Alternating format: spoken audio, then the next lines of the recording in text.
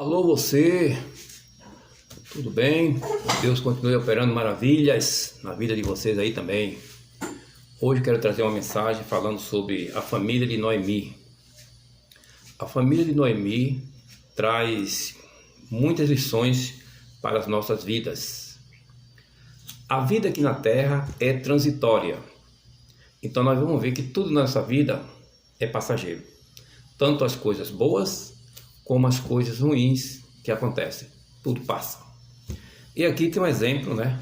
A Bíblia está trazendo um exemplo de uma família, a família de Noemi, que a mensagem diz o seguinte, está aqui no livro. Eu vou fazer um resumo aqui da história de Noemi, para a gente entender esse assunto.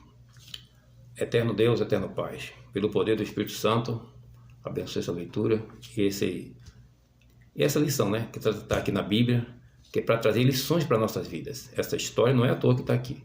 Tem aqui porque tem ensinamento para nossas vidas. E nos ajuda a aprender pelo poder do Espírito Santo, a confiar em Ti em todos os momentos, tanto os momentos bons como os momentos difíceis que a vida apresenta.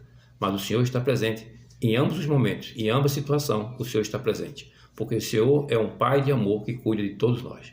Continua conosco e abençoe todos nós, em nome de Jesus. Amém.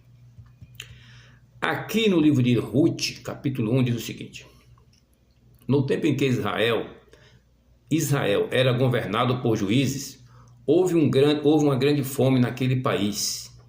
Por isso, um homem de Belém, cidade da região de Judá, foi com sua mulher e seus 2 filhos morar por algum tempo num país chamado Moabe. O nome desse homem era Elimeleque e da sua mulher Noemi. Os 2 filhos se chamavam Malom e Quilion. Essa família era de Efrata, um povoado que ficava perto de Belém, de Judá. Eles foram para Moabe e ficaram morando ali. Algum tempo depois, Elimeleque morreu e Noemi ficou com os 2 filhos, que casaram com moças moabitas. O nome de uma se chamava Orfa. O nome de uma delas era Orfa e a outra Ruth. Quando já fazia quase 10 anos que estavam morando ali, Malom e Quilion também morreram, e Noemi ficou só, sem os filhos e sem o marido. Olha a situação dessa família de Noemi. Noemi, que era formado por Elimeleque, seus 2 filhos, Malom e Quilion, que eles moravam em Belém. Belém quer dizer cidade do pão.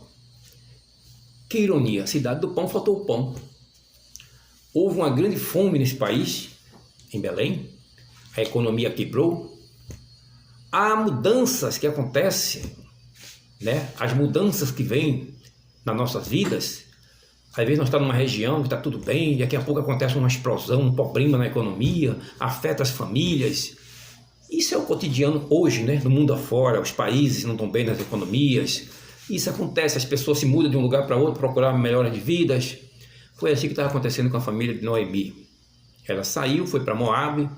Chegando lá, rapaz, o marido de Noemi morre, Elimeleque. E seus 2 filhos casam com moças moabitas. Levaram ali quase 10 anos, que depois vieram falecerem também, os 2 filhos de Noemi. Olha que mudança drástica está acontecendo já na vida de Noemi. Ela agora se vê agora com a mão na cabeça. Imagina uma mulher naquela época, sem filho, sem marido, sozinha, era um terror. E ela agora estava numa situação bem difícil. Além da perca do marido, dos filhos, e não tendo aonde sobreviver, que ela dependia dos homens. Ela não tinha onde tirar seu sustento. Mas ela era uma mulher que estudava a Bíblia.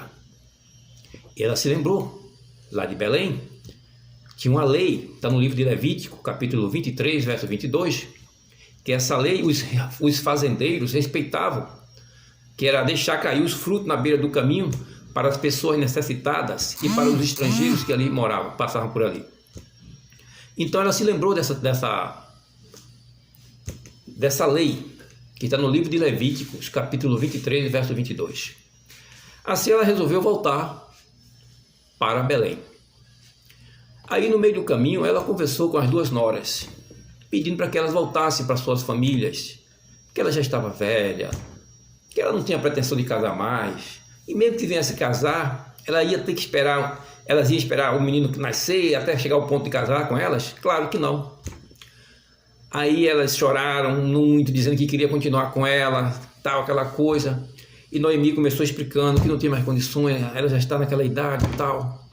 Aí Orfa resolveu voltar para sua família. Aí Noemi falou para Ruth: a sua amiga voltou para sua família, você também vai acompanhar ela. Aí Ruth disse: não insista. Aonde você for, estarei com você. O seu povo será o meu povo. O seu Deus será o meu Deus. E ali criou um laço, uma amizade. Olha, amizade sincera, verdadeira, está escasso, mas existe ainda. E é bonito que quando tem uma amizade verdadeira assim, colocada pelo Espírito Santo. Ruth estava numa situação bem desamparada, bem difícil, e Noemi se compadeceu dela e resolveu ajudá-la e ficar do lado dela, o que desse e viesse. Então ela decidiu voltar para Belém. Chegando em Belém, as vizinhanças lá que conhecia Noemi começaram a se alegrar, aquele tumulto na cidade. Olha, Noemi voltou, a feliz. Aí Noemi falou para elas: não me chame de Noemi, a feliz, me chame de Mara, a amargurada, porque o Senhor amargou a minha vida. Ela fala isso no verso 13. No verso 13.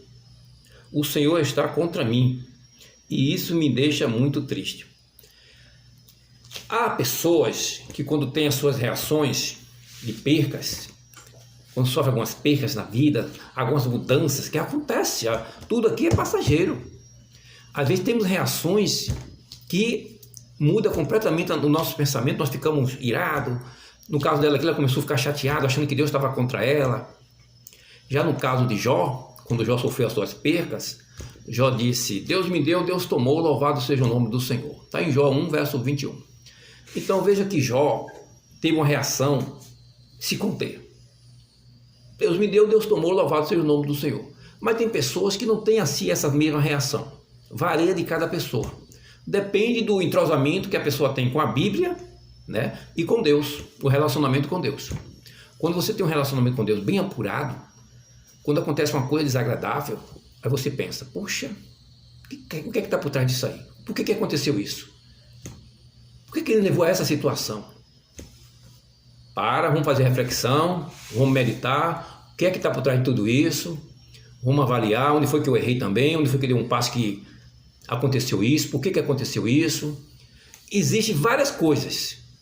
Agora não compete ninguém estar se metendo na vida dos outros e julgando as pessoas pelos acontecimentos que acontecem na vida dos outros. Não tem nada que se meter nisso aí. Isso é obra do Satanás que fica propagando aquelas obras negativas que acontecem na vida de A e de B. Isso é coisa de Satanás usando muitas pessoas. E muitas pessoas gostam de se aproveitar disso, né?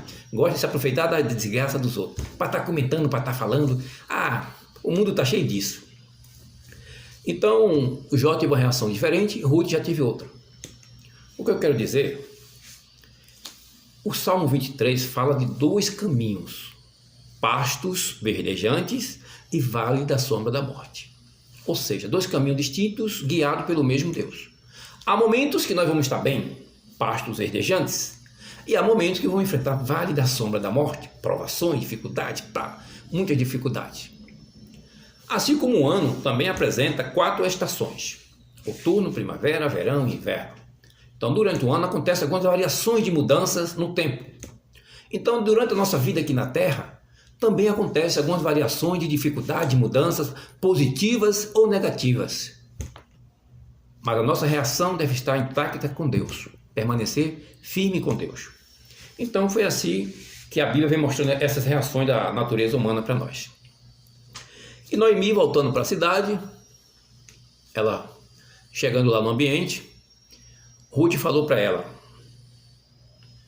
Noemi: eu vou procurar alguns alimentos diante desse fazendeiro por aí, talvez eu encontre alguns fazendeiros, algum trabalhador, e deixe cair as espigas lá, eu vou pegando esses alimentos.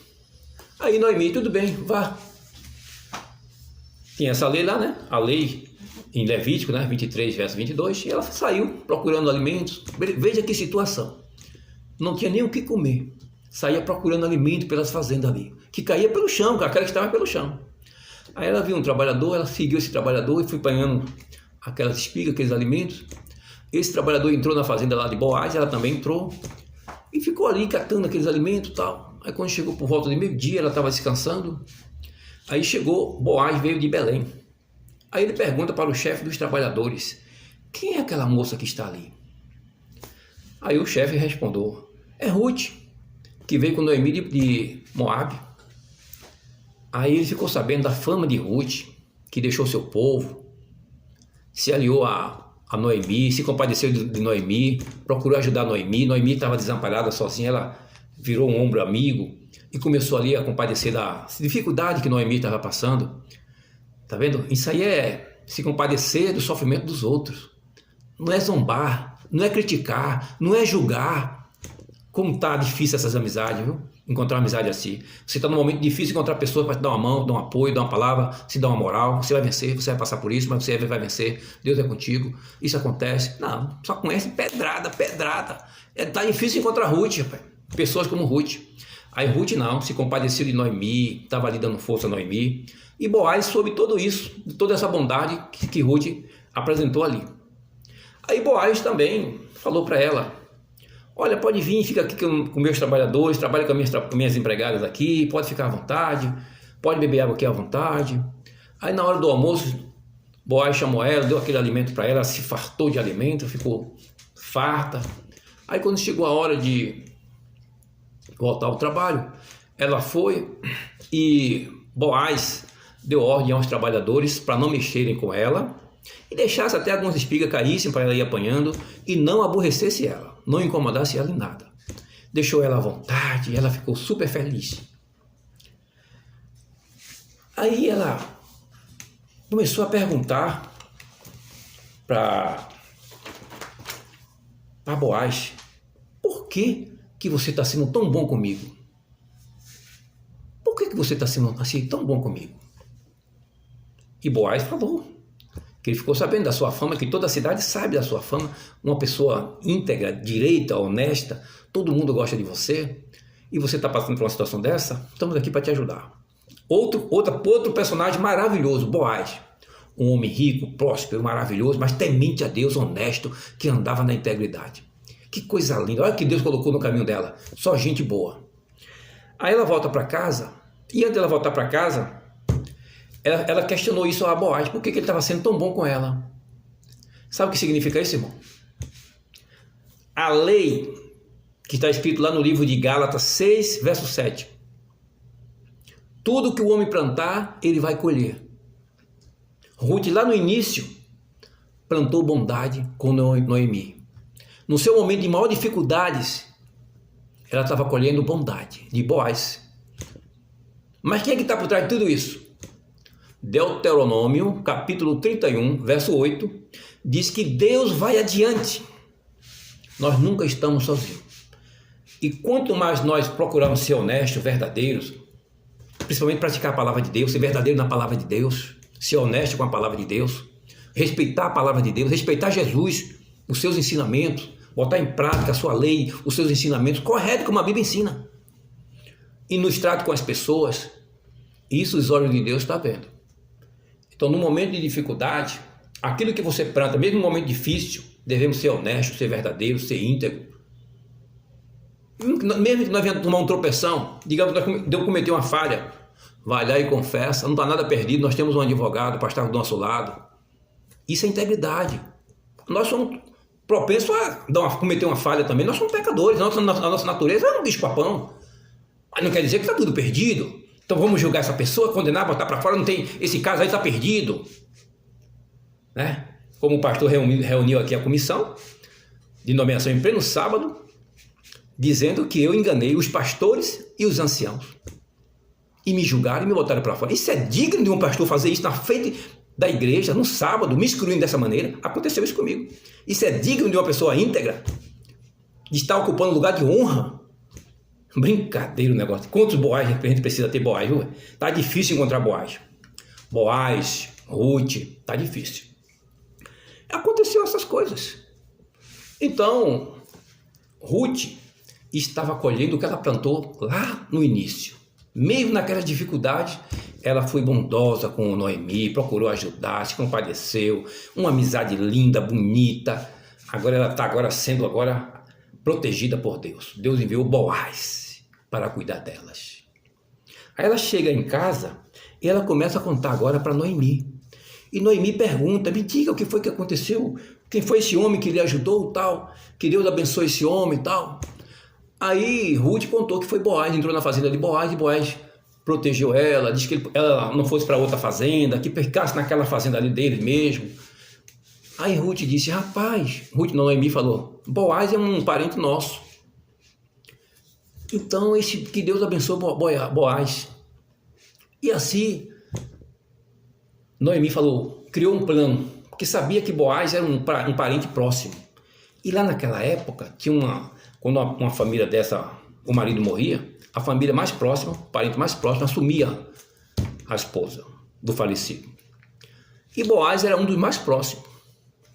Aí Ruth criou agora um plano, uma estratégia para arranjar um marido para... Noemi que criou uma estratégia para arranjar um marido para Ruth. Aí falou, Boaz essa noite vai debulhar algumas coisas lá na fazenda. Então, se arrume, tome um banho, bote sua melhor roupa, bote um perfume. Agora, não deixe ele ver não. Veja o lugar que ele vai dormir. Então, quando ele estiver dormindo, você puxa a cobertura dos pés dele e se deita ali dos pés dele. Aí isso aconteceu. Quando Boaz levantou de noite, se assustou. Quem é que está aqui? Ela disse, eu sou Ruth, a sua serva. Aí, segundo isso acontecia, isso era normal, era o padrão da época. Isso não era ela não estava se enxerindo em nada, isso era o normal da lei na época. Elas estavam obedecendo ali um costume da época. Que ela estava dizendo com isso, que Boaz, ela era submissa a Boaz, que desejava que Boaz cuidasse dela e que fosse o seu marido. Essa lei, esse costume na época, dessa maneira, era isso que quis dizer. E Boaz entendeu assim, entendeu o recado. Aí Boaz era muito honesto, muito direito.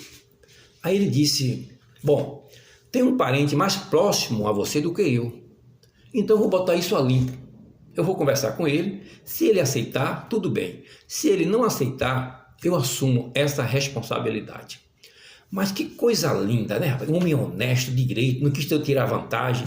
Ele já era de idade assim, mas ela era jovem. Mas ele não quis tirar nenhum proveito. Ele quis fazer um negócio íntegro, reto, direito.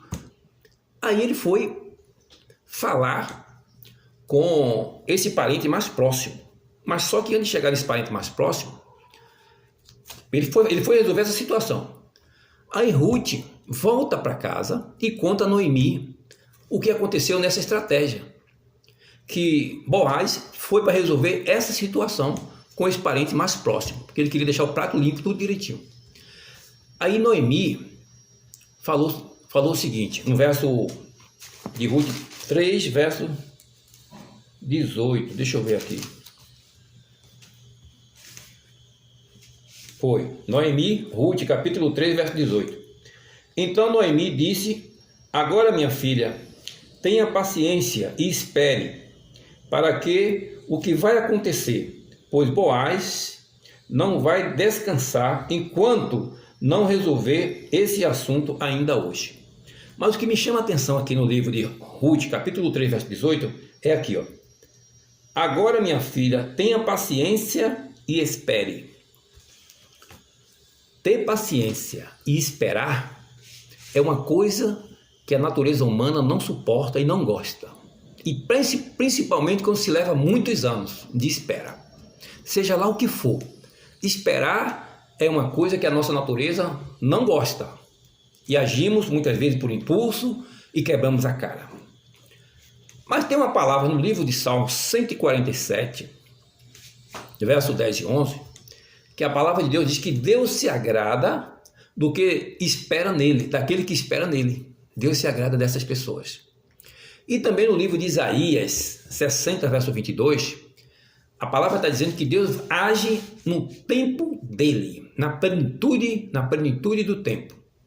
E também no livro de Isaías 64, verso 4, a Bíblia diz que ninguém nunca viu um Deus igual a ti, que trabalha na vida daquele que nele espera. Deus trabalha na vida daqueles que esperam no Senhor. Salmo 147, 11 e 10, a Bíblia está dizendo que Deus se agrada daqueles que esperam nele. Esperar no Senhor é um sinal de confiança em Deus, de saber que Deus tem o melhor e que Deus vai agir no momento certo, porque Ele tem coisa muito melhor do que os nossos planos e os nossos pensamentos. Os pensamentos do Senhor não são os nossos pensamentos. Está lá em Isaías 55, verso 8 e 9. Os planos do Senhor são melhores do que os nossos. Jeremias 29, 11. Eu é que sei os pensamentos que tenho a vosso respeito, pensamento de paz e não de mal, para vos dar os fins que desejais. E também para Deus realizar uma coisa nova, Ele precisa fechar todas as portas. Foi assim que aconteceu essa mudança na vida de Noemi. Ela tinha um padrão de vida, de repente desabou tudo, fechou tudo, perdeu os filhos, perdeu o marido não tinha onde se alimentar, ficou numa situação difícil. No livro de Isaías 43, versos 18 e 19, a Bíblia diz que Deus fará uma coisa nova e de repente. Mas só para Ele fazer uma coisa nova e de repente, Ele precisa fechar todas as portas. Aí é o momento de dor. Aí é o momento que exige fé, confiança em Deus. Porque todos nós estamos sendo treinados. Todo dia na igreja, estudando a Bíblia e tal, aprendendo com o Senhor. Mas vai chegar um dia que Deus vai nos testar.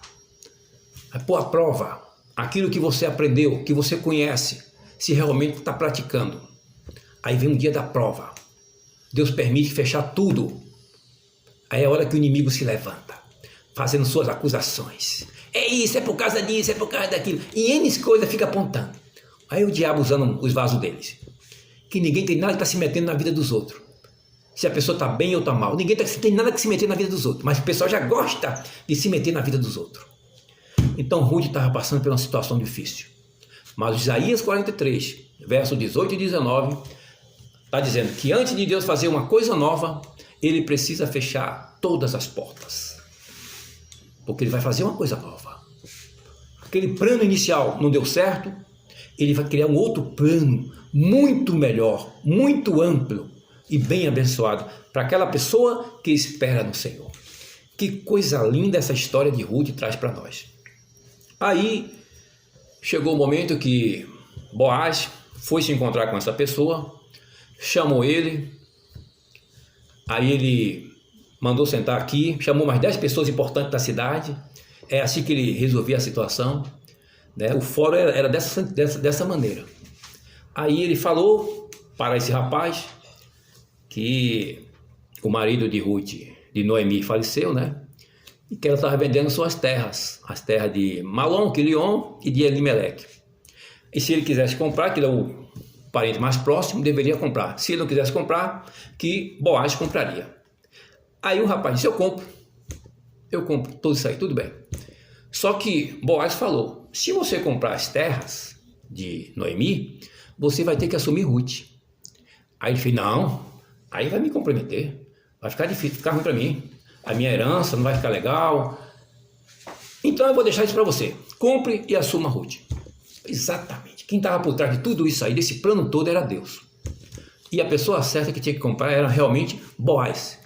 Mas Boaz era um homem honesto, íntegro, e queria deixar o seu negócio em prato limpo. Chamou as testemunhas e tal. Então foi aprovado. Boaz comprou as terras e casou-se com Ruth. No verso 13 diz o seguinte: então Boaz levou Ruth para casa para ser a sua mulher. Eles tiveram relações e o Senhor deu a Ruth a bênção de ficar grávida e ela deu à luz um filho.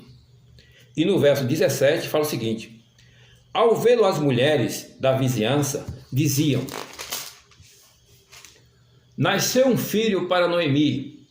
E lhe deram o nome de Obed. Obed veio a ser o pai de Jessé, que foi o pai do rei Davi. Olha que história linda. No livro de Mateus 1, verso 5, fala que Obed era o pai de Jessé e Jessé era o pai de Davi. E Jesus era da linhagem de Davi. E Ruth estava na linhagem de Jesus. Que coisa linda, tudo se encaixando direitinho. Então, Boaz foi o resgatador de Ruth, assim como o Senhor Jesus, pela sua graça, misericórdia e amor, é o nosso resgatador. E Jesus deixou bem claro no livro de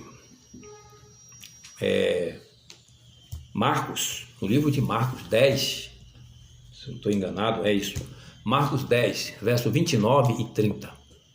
Jesus fez uma promessa: todo aquele que deixar pai, mãe, mulher, filho, seja lá o que for, por amor dele, do reino de Deus, receberá 100 vezes mais, e perseguições também. Além das bênçãos, as perseguições vêm junto. Está escrito isso. Além das bênçãos, também vêm as perseguições. E além do mais, o reino eterno. Por que ele fala de todas essas bênçãos e perseguições? Porque ele conhece a natureza humana. Ele sabe como é o inimigo. Ele vai usar nas pessoas, quando vê você prosperando, vê você feliz. O diabo vai usar pessoas cheias de ira, cheias de inveja, pessoas frustradas, que não ama, que é frustrada, vê alguém feliz, quer tirar a felicidade dos outros. Então vai enviar perseguições também. Vai denegrir a imagem da pessoa. A pessoa não pode ter nada, mas só a integridade com Jesus já incomoda. O inimigo já vê ali, que sujeitinho é esse aí, meu irmão? Aí já começa se metendo, fofocando, julgando. Por que esse sujeito é desse jeito, essa mulher é dessa maneira aí? Que coisa, sei lá. Aí já começa a dar sua opinião, julgando. Sempre é assim. Jesus falou que vai enviar também, vai ter perseguição também. Então, a bênção do Senhor está estendida para todos aqueles que amam a Deus, amam o seu próximo, obedecem a palavra de Deus, e o Espírito Santo está guiando o seu povo, e a bênção do Senhor e os planos do Senhor são melhores. É o que está escrito aqui nessa história de Ruth, que ela chegou naquela fazenda catando alimento para sobreviver, humildezinha, uma fazenda enorme, rica, uma riqueza enorme. Quem diria que ela ia ser agora a dona daquela fazenda? Não, ela quando chegou catando aqueles alimentos, ela imaginou que ia ser a dona daquela fazenda? De maneira nenhuma. Então veja que Deus surpreende a gente com planos maravilhosos.